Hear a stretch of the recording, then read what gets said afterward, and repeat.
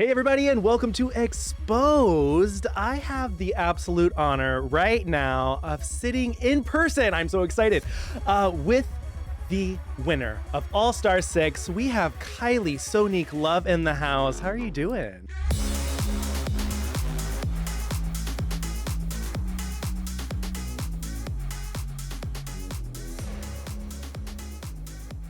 Hi, I'm good. How are you? I'm good.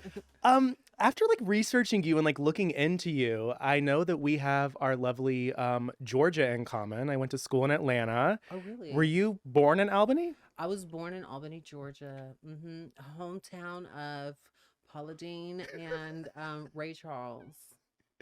What was growing up like for you? I mean, I imagine it was probably like any other queer kid Yeah. growing up anywhere. But for me in the South, it was, I knew at a early age that I was different from everybody else, and I just always kind of felt like, um, I don't know, a stranger, Hmm. on a different planet, and I knew that from my early age. So, it's just absorbing everything around me. Yeah, and especially when everything in the South is so, one way or the other. You're very, very in a Bible Belt. You're very in a religious situation and setting. Hey everybody, today's video is sponsored by Daylight. I'm so excited to be partnering with them because they got all of us in the LGBTQ plus community covered when it comes to our financial needs and our money. Now, Daylight is the first LGBTQ plus digital bank in the United States. Now, they were founded by LGBTQ plus, there we go, got it out, entrepreneurs. So these entrepreneurs use their experience as both gay men and as a trans woman to put all of this into founding Daylight. Now, I don't know if you guys know this, but the LGBTQ plus community has a lot of different needs when it comes to financial responsibilities. We have different timelines, we have different family trajectories, different goals, different futures. And I was very sad to learn that 1 in 4 LGBTQ plus Americans end up experiencing financial challenges based off of their gender identity or their sexual orientation. And that's a no-go. We have a few states in the United States right now that are literally going against the LGBTQ plus community with their bills and their laws, and being able to have a company that truly does work for us, the LGBTQ plus community, and is there for our money is a great thing to have. You can get your chosen name on your banking card, despite if it is not on your birth certificate or your driver's license or any of that. You can be you. Love it, love it, love it.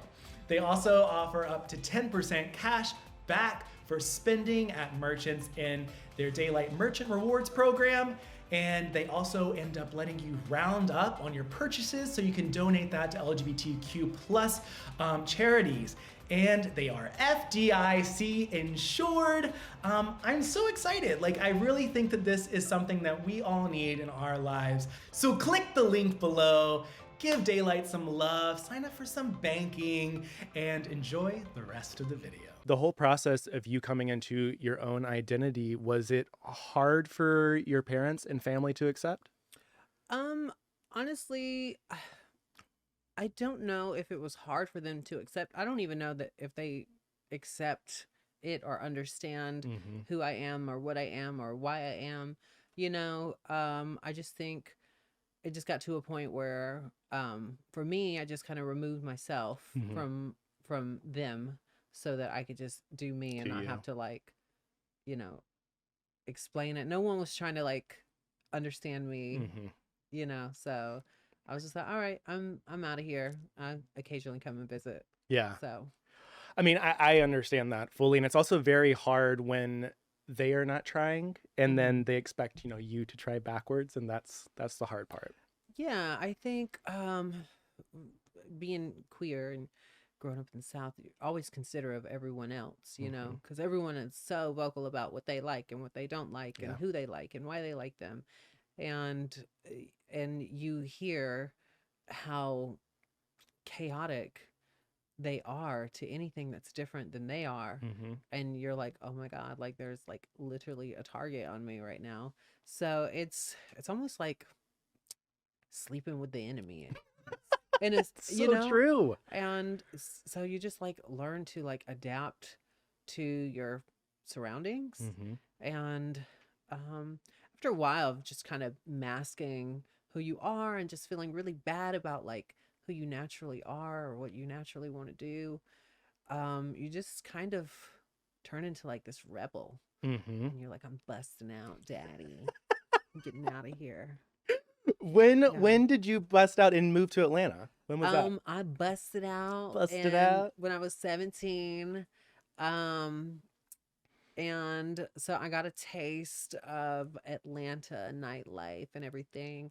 Um, I was young and the internet was new and and I got on this website, and I'm sure a lot of people, especially anybody around my age, gay.com. Shout out. All the gays there. Anybody queer there. So I got on there and I like made me a boyfriend. He picked me up and took me to the big city and everything. I was just like so starry-eyed, like everything was just so, you know, grand. Yeah. I was like, oh my God, like I literally felt like I was on another planet. And so when I was there, I'm trying to figure out like what I want to say here about this. Oh, they snuck me into my first gay club. What was it? It was called the Metro, which it's Okay. RIP. It's no longer there, but it was a fun place in Atlanta. And I see my first drag queen come out and perform. I don't remember her name, but I remember she had breast, Uh-huh. like real breast. And she did the song I'm Horny. That song, I'm horny all night long. And it was like the best thing I ever seen. I was like this young, like 17-year-old blonde, blue-eyed twink, Yes. front row, getting my whole life. And I remember her like pulling me up on stage and like grabbing me between my legs. And I was like sore for the next 3 days. But like I never forgot it. It was so it was like have you ever seen the show Queer as Folk? Mhm. That show was like popping around that time too, and I just everyone wanted to call me Sunshine because I was like the little blonde kid on there. And it just was like one of those moments. It Mm-hmm. was very like everything was just like so cool happening to me all at one time. And so I went back home to Albany. And so I was like, okay, so I know that there's more for me in this Yeah. world than just little old Albany. And my mom had pulled me out of high school, uh, you know, around that time too. And she decided that it would be a good idea for me to go to military school. Wow. Yeah. So that I could get my GED. It could show me discipline and maybe like butch me up and things like that. And honestly, it was the worst idea ever. Um, but like I learned a lot going there, and I was there for like a few months before I got kicked out for fighting. For fighting. Yeah, I was Verbal or physical? Oh, all of it, honey. Oh. Yeah, but I loved that I went because it it it toughened me up in a way that I needed for my adult life. And when you are raised in, you know, a place like I was raised in, and you're kind of like thrown out to the side and we don't know what to do with this one, you got to learn how to defend yourself, whether it be verbally or physically. Yeah. And I was just so proud of me, like beating people up and like not taking shit from Not taking shit, anybody. yeah. And I was like, okay, cool. I think I'm ready for the world. You know, I wasn't scared after that. And I think sometimes it takes being pushed around a little bit, Yeah. you know, to For you to prepare be you able to get into it, for yeah. the world. And the sorry if you can't take care of yourself, you know, sorry. What are you gonna? Yeah. You know, it's like in the ocean, you know, there's all kinds of big fish and little fish, and you know, you either learn how Everything. to like hide or whatever. Or get attacked. Yeah. Yeah, or get attacked or learn how to take a punch. Yeah. And luckily I made it out alive and everything still looks good. Everything still looks good. Well, you said your first drag queen that you remember seeing. I remember mine was Nicole Paige Brooks. It was at Carson in Atlanta Oh my God. years ago. I talked to her previously. Did you guys were roommates? We were roommates, her and Phoenix Brooks from Atlanta and Nicole Page Brooks. We were roommates at one time. I think it was like 22, and we like rented this big house in Midtown, and I don't know. It was just they were like the biggest queens in the city at that time, and baby, they had everybody over at our house, and it was just chaotic. It was fun. When you're young, you can handle all of that.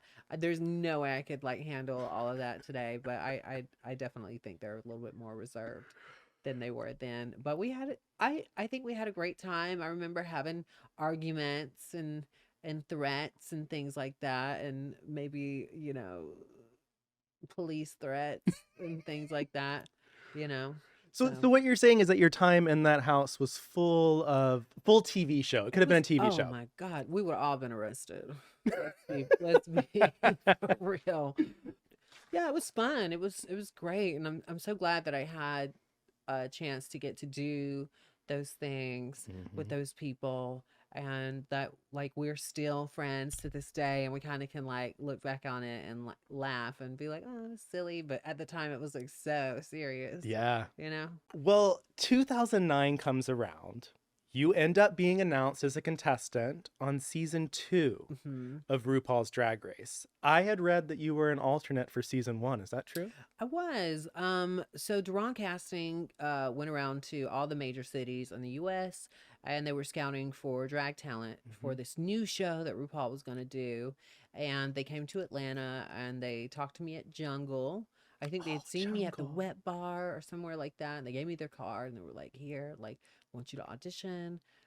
So I did, and I went through the whole process, like all the paperwork and all of that, and did the psych evaluation, all that, passed it. And they were like, listen, like you are an alternate, like you're one of our top people to be on the show, but you're an alternate. So if something does not work out with who we have right now, we're going to call you. So be ready, be packed, and all of that.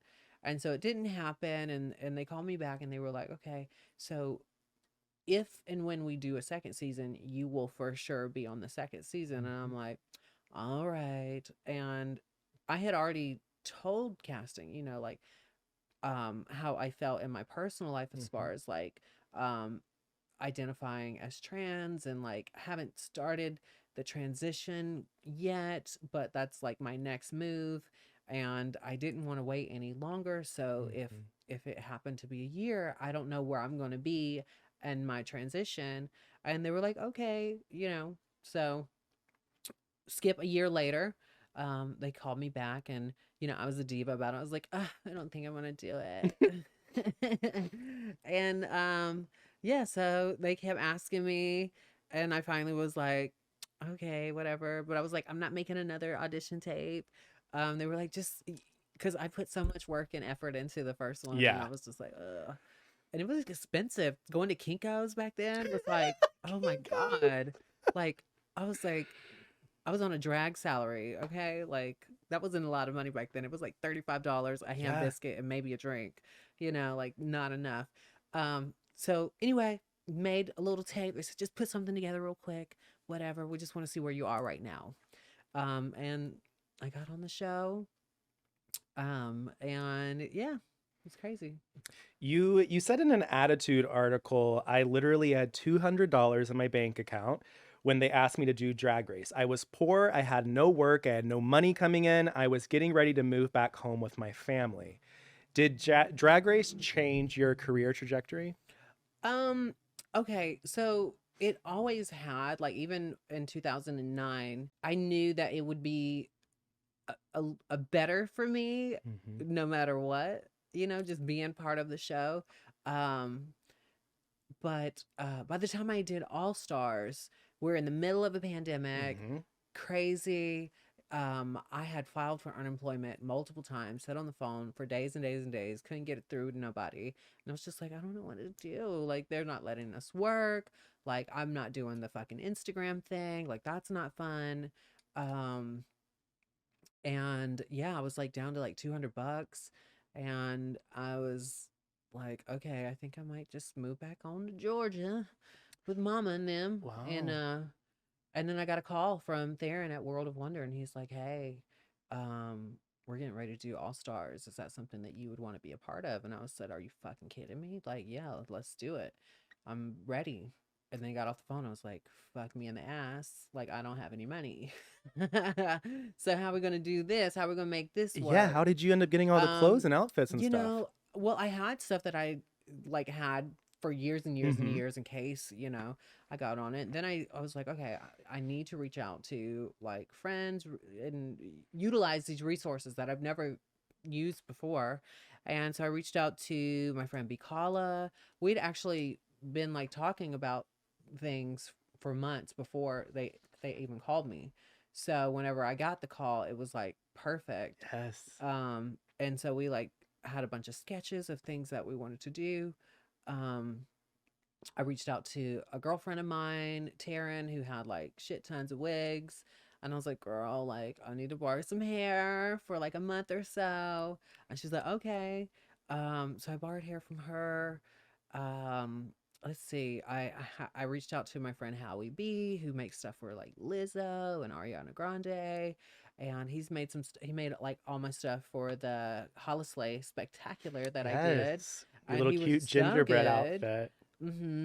Willem was like, because I had never like had anybody make me anything.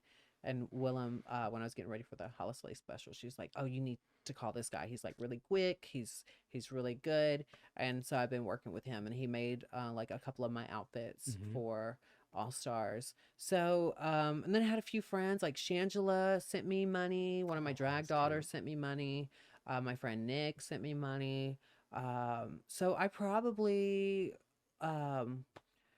my whole package altogether probably at the end of the day maybe cost me, I don't know, like $5,000. Okay. But that's hair, Yeah. that's everything. And one thing I did not have was good makeup. I couldn't afford good makeup. So the makeup I had was all like drugstore makeup. Yeah.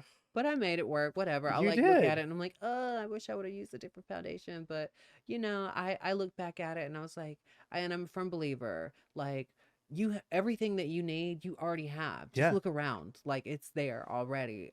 So don't really get caught up in what you don't have because what you need is already there. Exactly. Mm-hmm. I think you did such a great job. Like literally All Star 6 was phenomenal, like being reintroduced to you, because we had seen you on season 2, but this is a complete, different Kylie that we see in season 2. If I'm correct, you did not talk about your trans journey, right? You didn't say anything about that. It wasn't aired, but I did mention it. It did not make the cutting room final episodes or whatever. But they did let me, touch on it during the reunion. But on episode 3 on my runway, they do have me like kind of narrating my runway, and I'm talking about how Sonique is everything on the outside that I feel on the inside. And when you feel good on the inside, it shows on the outside. And so that was kind of like my little like, here I come. Yeah. And I was really happy that they actually played that clip because I had talked about transitioning and needing the money for my transition if I win and those sorts of things. So I was a little disappointed not being able to see that because I wanted to explain, like what I was going through personally, because I was on the show and I was a boy, but I didn't feel that way. And I was playing the part of the boy because that's what the criteria to be on Drag Race at the time was be male, and transform into this female character. And you know, growing up and doing drag in the South, like most of the queens, the great queens were all trans women. So to me, a trans woman doing drag was not anything like obscure or different. no, it was like duh, like they were the best. So anyway, they let me talk about it on the reunion show. Do you feel safe to share something with the group? I've always been a girl. I've always been a girl trapped in a boy's body. I started doing drag, and there's just something about it that wasn't enough. And I went to a doctor, and he put me on testosterone blockers and then moved me to hormones, and my levels are even, and I've never been happier in my whole life. I think was really cool, and I still was like green about everything. Still, there wasn't as many resources about trans information and things like that. So I was just really trying to speak how I felt, but I didn't really have all the words. And like, now it's been like, I don't know, 2 years. Nah, it's been a long time, and like now it's so incredible. Like all the people that are able to like have these conversations and it being like a household topic, and a lot of kids are growing up and not having to even think about the things that like were issues for us.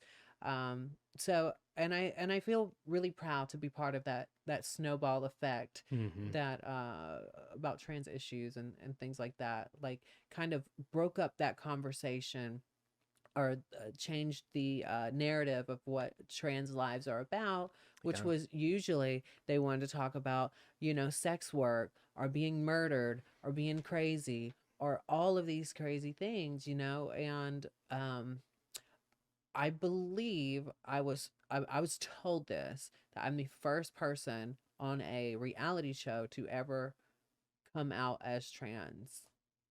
That wasn't Gia Gunn? No. Okay. She opened the door for me so I could walk through it. But no, that is incredible. Gia though. Christ. Thank you. Gia Christ. But that's incredible. Like, do you feel any type of way about that? I mean, honestly, I don't care about being the first or the last or the this or the that. Yeah. Like, it doesn't matter. Just as long as it's getting done and it's making progress. I think that's great. But I don't think I deserve a Nobel Peace Prize because, I'm living my truth. I'm just glad that people who are in charge of what's being shown on television and stuff like that are allowing these stories to be told, and because that's the only way that the majority of people are going to be educated, is if they actually hear our stories, and it's not just like this one note narrative of what trans people are. We're all different. All trans people are different. We don't all transition the same way. We don't all think the same way. We're not textbooks. We're just humans trying to figure out how to get through this life and be happy and be helpful. And, I think ultimately at the end of the day, we all just want to be happy. And loved. Exactly. Well, let me ask you, because you said that, you did bring it up on your season 2 reunion, but looking at it, were you nervous going into All-Star 6 and being fully Kylie? Was that ever a thing for you to like present to America? Were you afraid? Did somebody say fish? I haven't eaten all day since season 2. So much has happened to me, and I feel like it's time for me to reintroduce myself. I am Kylie Sonique Love. You can call me Kylie. All my friends do. No, I was absolutely not afraid going back to All Stars. I was actually like, thank fucking like it's about fucking time you guys call me and ask me to do this. Like, what was you waiting on? But when I think about it, I'm like, okay, it was actually perfect timing for me, because I think about the other years that I really wanted to do it and I didn't get asked, and I was like, okay, maybe I wasn't fully ready. And but I think going through the pandemic and not really being sure of like what was going to happen with, drag in person, like what was going to happen with that, I was like, well, this may be my last hurrah with drag. So let me go in here and give my fucking all and everything that I ever wanted to say or show or be, like, no nerves, not going to be scared, going to live in that moment, not think ahead, not think behind. I would remind myself constantly. I would just like meditate all the time. Anytime I felt like the ego coming in Yeah. and was trying to like come in and take charge, I would always like center myself and say, you know, live in this moment and fuck the ego. If you live in this moment and you're doing something that you can be proud of, no matter what happens, whether you go home first or last, or you're in the top or the bottom or whatever, you can be proud of what you're doing. Yeah. Because when I look back at season 2, you know, I felt like I was more driven by the ego and was like, okay, well, what do they want to see? What should I do for them? You know, like I got to be better than this one or that Yeah. one, and that's not good for you. Yeah.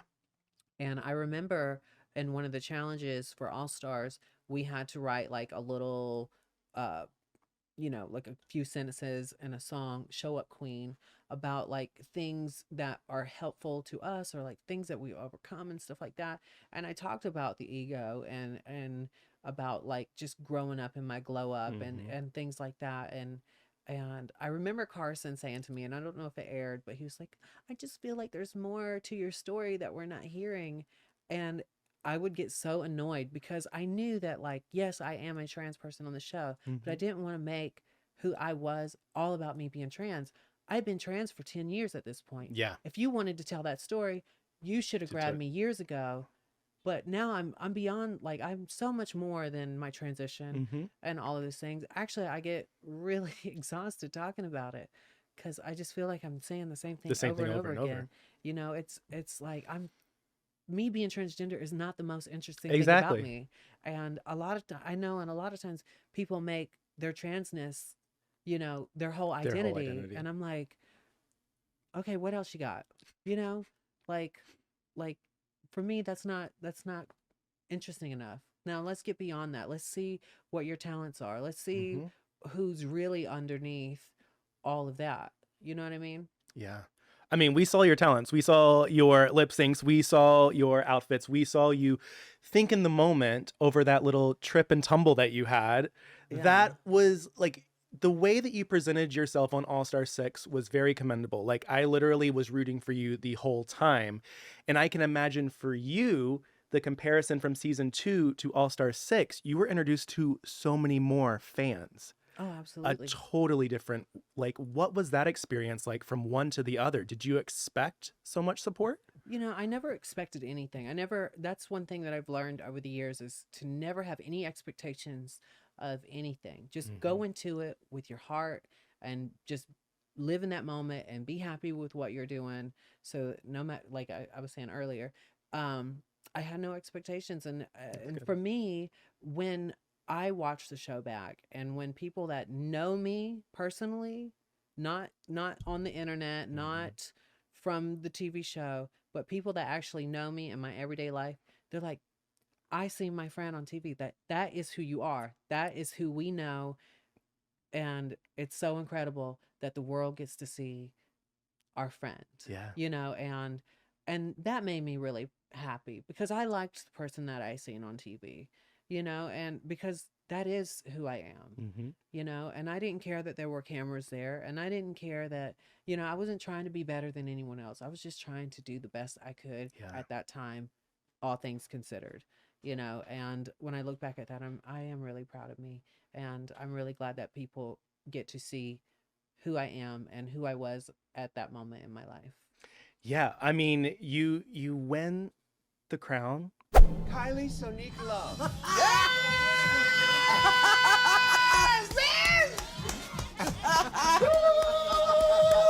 Anything you want to say? Live life in your truth, and love always wins. Yes. Where, because it had come on Paramount Plus. So when did you actually figure out you won? Because it was streaming, 3 hours right? before everybody else did. Okay. So you did know before. Well, okay, so this happens. I remember I live in Vegas right now. I was on the way to LA Mm-hmm. because we had to film like our reaction to the last episode. And as I'm on the way there, Eureka texts me and she's like, "Hey sissy, did you see this?" And I'm like, "What?" She sends me a picture of me holding the scepter. This is going around, and I was just like, I don't need to see that. Yeah. Because they do that to all of us. They gave us all the scepter. We all had a I won speech, we all had a I lost speech, that sort of thing. And so I just kind of blocked it out of my head. I was like, that doesn't mean anything. Mm-hmm. That means shit to me. I watched all three of my sisters win. Yeah. You know what I mean? And for me, it was never about winning. I never cared if I got the crown or not. I just wanted to go back and have a good time and get my real RuPaul's Drag Race experience that I did not get to have, that I felt like I was robbed of on season 2 because I didn't get to be myself. And it wasn't necessarily that they didn't let me be myself. I just didn't have the resources. And, that just wasn't the criteria at the time, So it was great for me to not only, now I'm really proud that I'm a part of RuPaul's Drag Race family, because the family gets to meet me for who I really am this time. And the fans get to see me for who I really am. When people talk about season 2, for me, that's just like, I don't really want to talk about that. That's not who I was. That's not even, like, I was not even really being myself in that moment. I see somebody who is very insecure, and playing a part just so they could be a part of the show. And to have me on All Stars, I just really feel like, okay, I'm here, like, this is who I am. And it made playing the game a lot more fun. Yeah. And then winning was just a cherry on top. I didn't care as much about winning as the other girls did. They talked about wanting the crown and needing this and that. And that's the ego talking. And I was like, if I come in here and I'm like, and I'm letting everybody know I'm taking this crown is mine, and I leave without it, I'm going to feel shit about everything that I've done. I'm not going to think that I'm good enough. And so I didn't allow that to be my driving point. It was like, are you happy? Do you feel good in this moment? Is this something you can look back at and be like, we fucking did that shit? And then to get the crown on top of that, and the money, and the respect, I was like, okay. I didn't even know what to do. I didn't know how to even win. It was not even I didn't think about winning. So when it happened, I was just like, I don't really know what to do. Like, I don't know what to say. I don't know what to do, because I didn't prepare to win. I prepared to just keep working and taking this moment and trying to make the most of it, because I didn't know if the world was going to be open for us to travel and do these things. So I had like plans of doing more music. Like, I had been working on my music since the Christmas special, but even before then I've been like playing in music, but not like publicly. And I just wanted to be able to reintroduce myself so the world could get to see who like I really am. And I'm not a queen that just does backflips and things like that. That's not even like who I am anymore. Like, I'm more interested in doing movies and writing music and doing music videos and things like that, because that's where trans people really need to be seen at right now. We've seen them in the clubs, we've seen them do all of that stuff, and honestly, I'm really bored of all that. So I want to do something else. Like, I didn't want to come back after 11, 12 years to do the same thing that I've been doing already. I wanted to take this opportunity to do something new, and something that really keeps my heart beating, which is music and film. So that's where I'm at right now. Well, we don't have that much more time left, but I do want to talk about your music while we have it. Awesome. So I absolutely love Do It Like Dolly.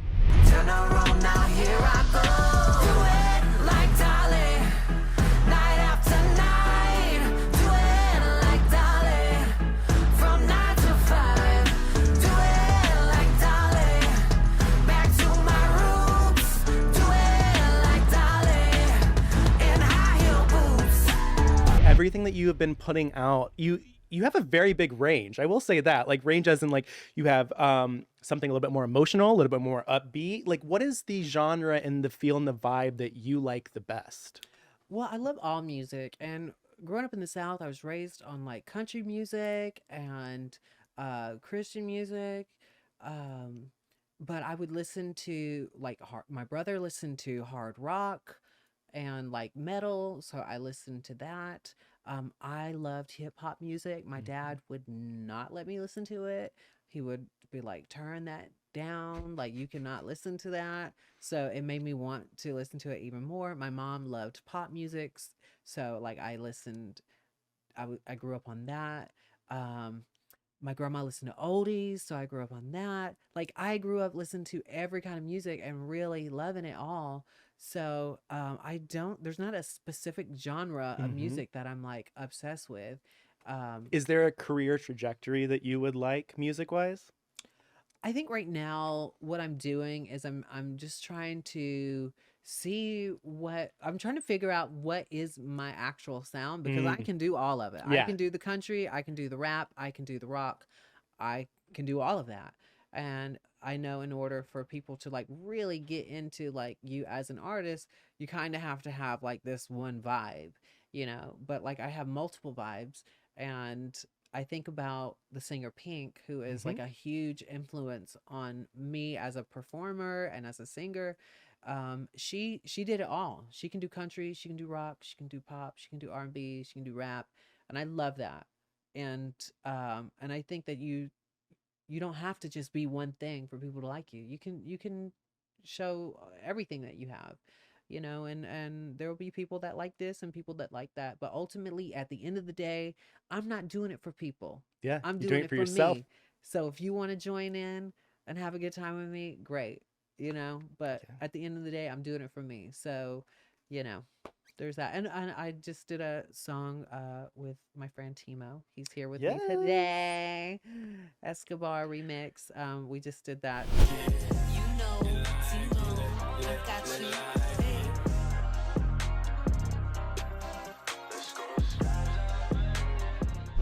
It came out, and I did a song with Todrick Hall called 69, which was really fun. Yeah, and I'm working on I have a trans girl group.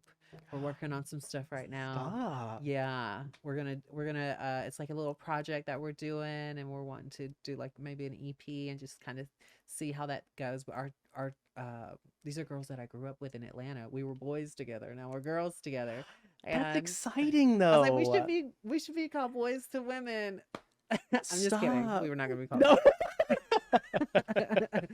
But it was, so that'll be really cool to see what Yes. happens with that. But like I said, our schedules are like really crazy, so we're just trying to make it all work. That's awesome. And I did a couple of films. Yeah, I did this movie called Dope Queens. I don't know when this is going to air, but I know it's the Dope Queen movie is going to come out soon, and I'm really excited about it because I actually have like a part, and I'm actually Yes. like acting and all of those things, and yeah, and I want to do more of that. I love doing that. I love going to set. I love being a part of that, and that's like really like where I am right now. I mean, I'll do the gigs because they pay. Like Yeah. when the gay club calls and they got the money for me, bitch, I'm showing up. You're there. I'll do it, but I want to do more film and more music. That's really where I want to do.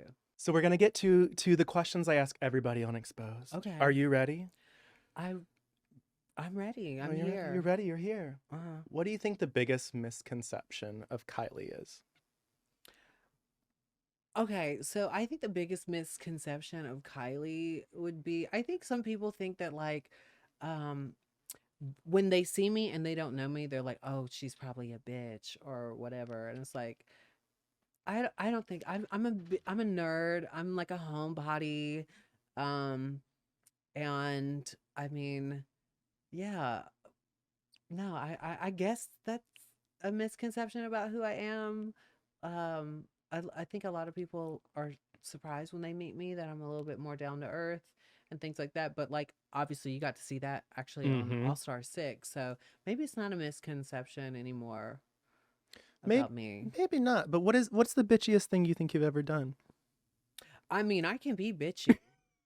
Like, but the thing is I don't start off that way. Yeah. That's if somebody pushes me to a point, You'll if I get get there. aggravated, I hate Russian, and usually I'm Russian because like so many things. I have really bad ADD, so if Oh, I I'm feel in you. the middle of doing something and someone distracts me, You it stresses me out. So I try to like calm myself down from Mhm. that, but ultimately I don't know. I think that's pretty much it. I think that's really what makes me bitchy, or someone who's like Yeah. really trying to Really upset trying me. it. But usually if somebody's trying to get me to go there, I'm so stubborn because I'm a Taurus, like I will not allow you to do that. It's like Yeah. not today. If you're like really trying to like push me, I'm like, Mm, no, mm-mm. it's not. I'm sorry. What do you have coming else down the pipeline? You talked about the movie, you talked about music. What else can we expect from Kylie in 2022? A one woman show. Oh. Yes, yes, a book. We're working on a book. Like a memoir? Well, that's what we're trying to like figure out, Figure like it out. what we want the book to be. There's so many different things that we can do, and like I said, I have really bad ADD, so to sit me down to like come up, I have like a million ideas that come to me at once, and then it'll start out as a memoir, and then it's like a self-help book, then it's like a children's book, then it's like like what, okay, let's do one thing at a time. So I was thinking we're thinking about like doing something about like love letters to like Ooh. myself, like revisiting Nice. my self throughout Through my the years, life, yeah. and different situations, and writing myself love letters or something like that. That's something that we have been talking about. So I don't know. That's one of the ideas. I think That's it'd gonna be be really good. cool. A good Kylie book. I'm ready for the cover though. The cover, I believe, will be like the thing. The Yeah. cover of your book is going to be a moment. I think it would be really awesome. We'll see. I don't know. Like I'm not ahead of myself. You know, I always Yeah. try to tell myself just live in this moment, and because I was supposed to be writing the book already, but my schedule's been really crazy. I actually I never have public relationships, so but I've been in a relationship and it's kind of like has been chaotic since the entire reign of drag all Mm-hmm. stars. So I've been privately trying to deal with that, and I just didn't have any like mental space to I was supposed to have an album out already Oh, and the book, working on that, but like I was just like, you know what, this is not the time for it. for it, And I'm yeah. a firm believer like the universe will let you know when it's time, and I didn't want to be writing with that kind of energy following behind me. Yeah. So I want it to be my moment and not that moment. That moment, yeah. Yeah. Makes sense. You want to put your 100% in it. You don't Yeah. want to give a 50 or 80 or anything Yeah. like that. Well, my last question for you, Kylie, is I ask everybody on the show to expose something that happened behind the scenes of Drag Race that either didn't make it to air. Like I've had people talk about, like heartfelt moments that they had, things that didn't make it to air. Was there anything that you wish would have made it to air? Oh my goodness. It's been so long ago since we Right? filmed that show, Like even 2 though it years feels ago, like right? it just happened.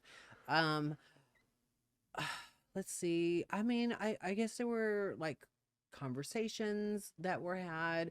Um, okay. So there were moments where um we talked with Rue, Mm-hmm. and they were like really in-depth moments that I had with him. And they didn't show that, which is okay. Mm-hmm. I'm fine with that because I got to live in You that got that moment, moment. and it was real for me and it was real for him. And it would have just been really cool to have seen that back. But honestly, like, because it doesn't exist, for the world to see, it It's in your heart. it's Yeah. not flawed at all to me. So like I really really enjoyed those moments that I had with RuPaul, like just having like a real conversation. Like Yeah. he never, this time going on to the show, I wasn't that starry-eyed kid that was like looking at RuPaul like this, like like being just so like in euphoria, being in Mm-hmm. that room. And it was just like the way I'm talking to you, I Yeah. talked to him and I looked at him like in his eyes and he was looking at me in my eyes and we were having like real conversations. So I'm very protective over RuPaul when people try to bash him and say, you Mhm. know, that he's transphobic and this and that. And I just don't agree with that. Yeah. And that I don't feel like they put me on the show to like save their ass. They've been watching me. They've been seeing me.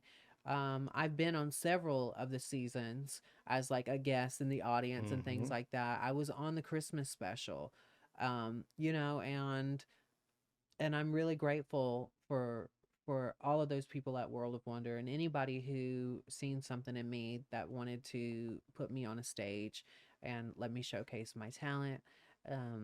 So I'm really grateful for that, and it would have been really cool to see some of those moments on TV, but at the same time, like that's my moment to It's your have, moment, and and you I can have it. cherish that, and no one can ever Say anything that or about it? say Yep. anything about it. So, yeah.